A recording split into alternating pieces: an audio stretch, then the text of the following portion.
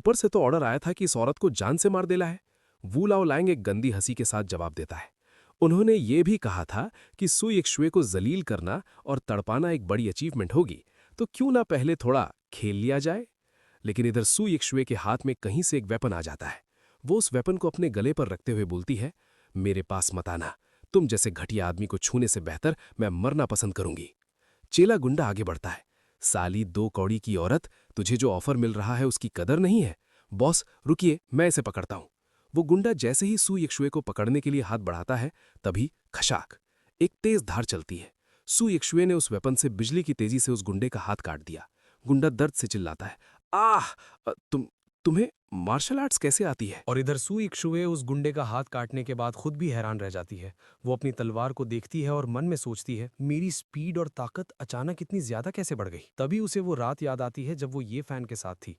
उसे एहसास होता है, सही कहा, जब से मैं शाओ फैन के साथ इंटीमेट हुई हूँ, मेरी बॉडी में एक अजीब सी गर्म एनर्जी फील होती है। क्या उस एनर्जी ने सच में मेरी मार्शल आर्ट्स कल्टीवेशन को इम्प्रूव करने में मदद की है? ये सोचकर उसका दिमाग तेजी से चलने लगता है। अगर मैं सिर्फ इतने से ही इतनी स्ट्रांग हो गई हूँ, तो श्याओ फैन कितना स्ट्रांग होगा? क्या वो सच में पागल होने का नाटक कर रहा है? लेकिन अभी सोचने का वक्त नहीं था। सुई एक्शुए अपनी तलवार को कसकर पकड़ती है और फाइट के लिए रेडी हो जाती है। सामने खड़ा बॉस गुंडा वू लाओलांग गुस्से में पागल हो जाता है। वो अपने आदमियों पर चिल्लाता है, भाइयों अब सोचो मत, इससे पहले कि मामला बिगड़ जाए इसे यहीं खत्म कर दो। उसका ऑर्डर मिलते ही सारे गुंडे आगे बढ़ने लगते हैं। सुई एक्शुए उन्हें रोकने की कोशिश करती है, कोई मेरे पास मत आना, लेकिन इस बार दुश्मन बहुत ज्यादा थे। एक गुंडा आता है और सुई एक्शुए के हाथ पर जोर से वार करता है। क्लैंग, उसकी तलवार हाथ से छूटकर दूर गिर जाती है। अब सुई एक्शुए निहत्थी थी। सारे गुंडे उसके चारों तरफ घेरा बना लेते हैं और अपनी तलवारें हवा में उठा लेते हैं उसे एक ही बार में काटने के लिए। मौत को इतने करीब देखकर सुई एक्शुए की आंखें बंद हो जाती हैं। वो आखिरी बार अपने प्यार को याद करती है। अलविदा शाओ फैन। एक गुंडा अपनी तलवार पूरी ताकत से नीचे लाता है। सब खत्म होने ही वाला था कि तभी यहाँ पे ये फैन चिल्लाता हुआ आता है, वाइफ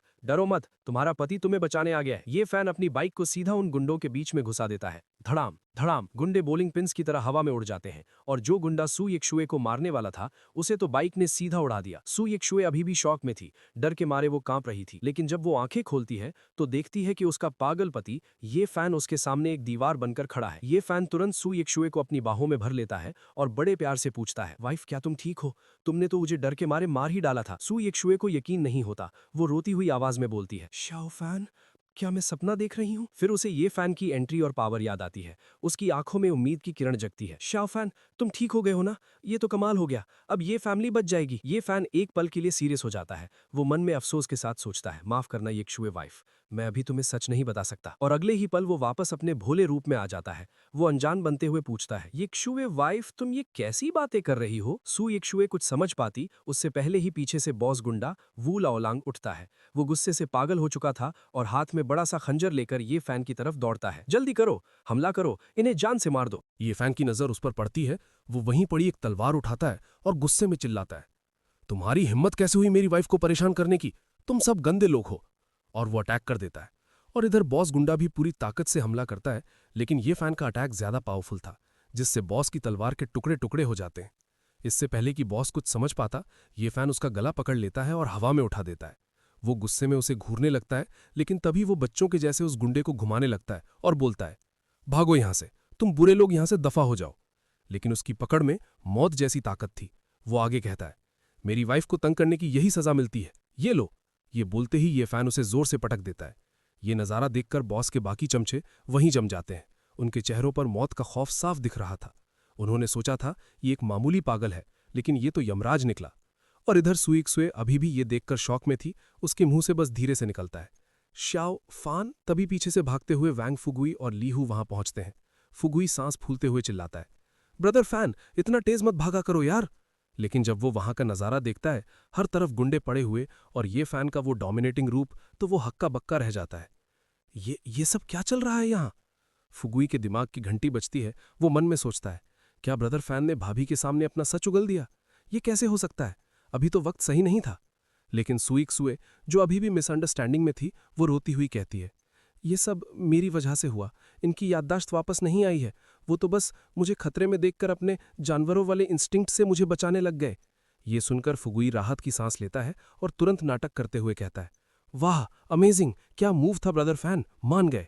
ये फैन फुगुई को घूरता है और धीरे से इशारा करते हुए कहता है, अब बकवास बंद कर और वो काम कर जो मैं खुद अभी नहीं कर सकता, समझ रहा है ना? फुगुई तुरंत इशारा समझ जाता है। वो अपने सीरियस मोड में आता है और एक जिंदा बचे गुंडे को कॉलर से पकड़कर उठा लेता है। वो दहाड़ता है, बोल, मेरी भाभी के पीछे किसे भेजा था? किसने ऑर्डर दिया था तुझे? ये फैन मन में मुस्कुराता है, चलो लड़का समझदार है। डर के मारे वो गुंडा सब कुछ उगल देता है। वो वैंग फैमिली का यंग मास्टर वैंग था। उसी ने वू लाओ लांग को मिस सू का शिकार करने का ऑर्डर दिया था। उसने कहा था कि वो बंदरों को डराने के लिए मुर्गी को मारना चाहता है। मैं तो बस एक छोटा सा गुंडा हूं, प्लीज मुझे मत मारो। ये सुनते ही ये फैन का चेहरा सीरियस हो जाता है। वो मन में कैलकुलेशन करने लगता है। वांग फैमिली, मतलब वो लोग प्रोविंशियल कैपिटल की ल्यू फैमिली के लिए काम कर रहे हैं। क्या ल्यू फैमिली ने ये चाल इसलिए चली ताकि दूसरी शाह फैमिली खड़ी ना हो सके और ये फैमिली पूरी तरह मिट जाए? उसका गुस्सा बढ़ने लगता है जाओ फैमिली को गिराना इनके लिए काफी नहीं था। तभी सुइक सुए की कमजोर आवाज आती है, श्याओ फान, और फिर सुइक सुए ये फैन के ऊपर गिर पड़ती है। लेकिन ये फैन तुरंत उसे पकड़ लेता है और कहता है, युइक सुए, मेरी वाइफ, तुम ठीक तो हो ना?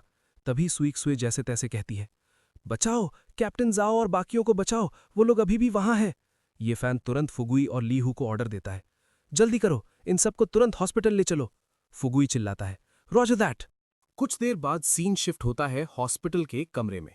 कैप्टन जाओ डाटू, जो सू यक्शे के बॉडीगार्ड टीम का कैप्टन है, होश में आता है। और होश में आते ही उसने कहा, मिस। ये फैन वहां उसके बेड के पास ही खड़ा था और कहता है, यक्शे ठीक है, बस थोड़ी डरी हुई है, तुम आराम करो। जाओ डाटू एक गहरी सांस लेता है, शुक्र है। लेकिन अगले ही पल उसकी नजर ये फैन पर पड़ती है। वो ये फैन के एक्सप्रेशंस और बॉडी लैंग्वेज को देखकर दंग रह जाता है। उसकी आंखें फटी की फटी रह जाती हैं। यंग मास्टर, आप अब पागल नहीं हैं? तभी ये फैन सीरियस होकर कहता है, मैं ठीक हो चुका हूं, लेकिन ये बात सिर्फ गिने चुने लोगों को ही पता है। मुझे उम्मीद है कि तुम मेरा ये राज अपने तक ही रखोगे। जाओ डाटू बिना एक पल गंवाए जवाब देता है, बेफिक्र रहिए यंग मास्टर, मैं कसम खाता हूं ये राज मेरी कब्र तक मेरे साथ जाएगा।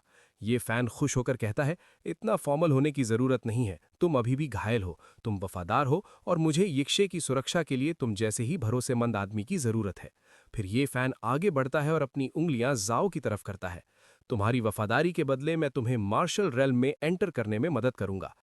जैसे ही ये फैन अपनी उंगली जाओ के शरीर पर रखता है, एक जबरदस्त एनर्जी ट्रांसफर होना शुरू होती है। जाओ डाटू को ऐसा लगता है जैसे उसके अंदर आग लग गई हो। वो दर्द और पावर के मारे चिल्लाता है, आह, ये तो बहुत गर्म है। जाओ डाटू का शरीर पूरा कांप रहा होता है, लेकिन जब एनर्जी शांत होती है तो वो अपनी बॉडी को देखता है और हैरान रह जाता है। मेरी मेरी चोटें, वो तो पूरी तरह से गायब हो गई हैं। ये कैसे हुआ? ये फैन एक कॉन्फिडेंट स्माइल के साथ कहता है, बिल्कुल, तुम अब मार्शल रेल्म में कदम रख चुके हो। अब तुम एक मामूली इंसान नहीं रहे। आज से ग्रेट शिया में तुम्हें लोगों के बीच एक असली एलीट माना जाएगा।